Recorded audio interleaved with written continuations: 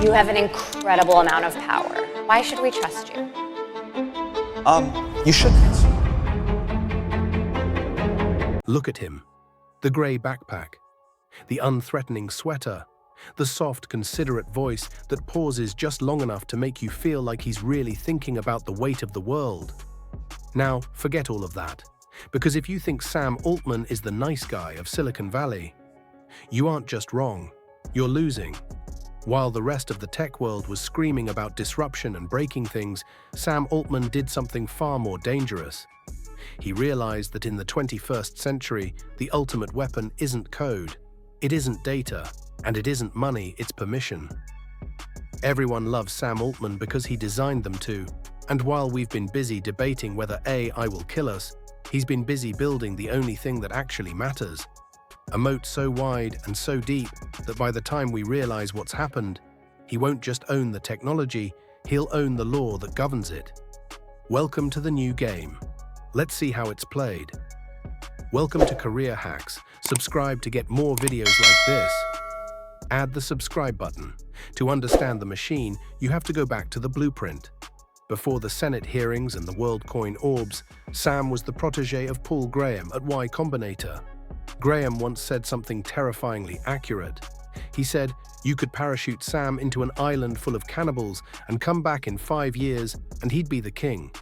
Think about that. He didn't say Sam would survive. He said he would be king.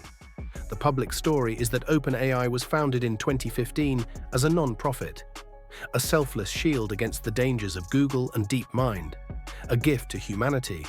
It was the perfect Trojan horse. Who attacks a non-profit? Who regulates a charity?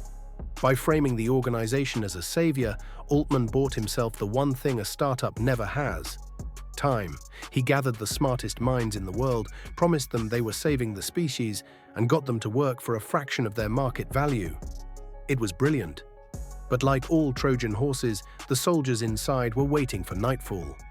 Here is where the nice guy mask slips and the grandmaster appears. Building a godlike intelligence is expensive. Analysis suggests training a model like GPT-4 costs upwards of $100 million. A non-profit can't burn that kind of cash. So in 2019, the capped profit entity was born. A structure so complex, so obscure, that most journalists just shrugged and moved on. But the mechanism was simple. It allowed OpenAI to take billions from Microsoft while still claiming the moral high ground of a non-profit. But money wasn't enough. To truly win, you need to stop everyone else from playing. In 2023, Sam sat before the US Senate. He didn't fight regulation. He begged for it. He told them, please, stop us before we destroy the world. The media ate it up.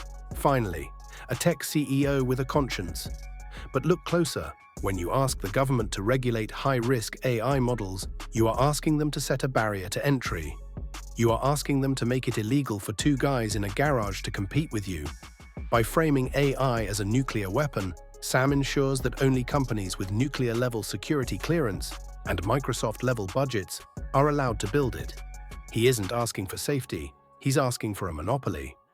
And because he asked nicely, we're going to give it to him.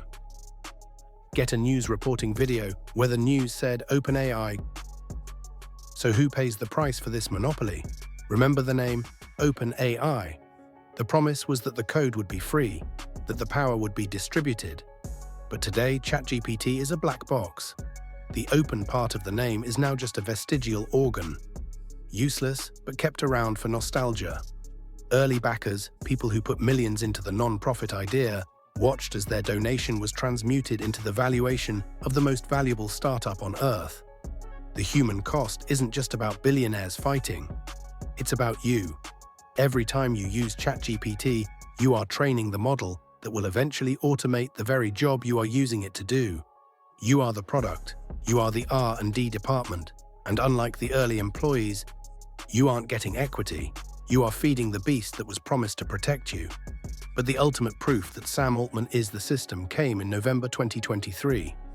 For 5 days, the board of directors, the only people legally empowered to stop him, fired him. They said he was not consistently candid. In corporate speak, that's a polite way of saying they didn't trust him. In any other company, the CEO stays fired. But Sam Altman, he had leveraged his likability so effectively that the employees, the very people who should care about the mission, revolted. Not to save the mission, but to save the money, to save the valuation. Within 5 days, the board was gone. Sam was back. The system tried to correct itself. The safety mechanism tried to fire the growth mechanism. And the growth mechanism ate it alive. That was the moment the mask fell off completely. OpenAI is no longer a non-profit governed by a board. It is a sovereign state governed by Sam. Here's the reality. You can hate Sam Altman. You can call him a hypocrite. You can post angry threads about open source. But anger is a waste of energy. Observation is a weapon. Love him or hate him, Altman is the ultimate corporate survivor. He didn't just build a product, he built a throne. If you want to mold your leadership style after the most powerful CEO in tech, you need to master his triad of influence.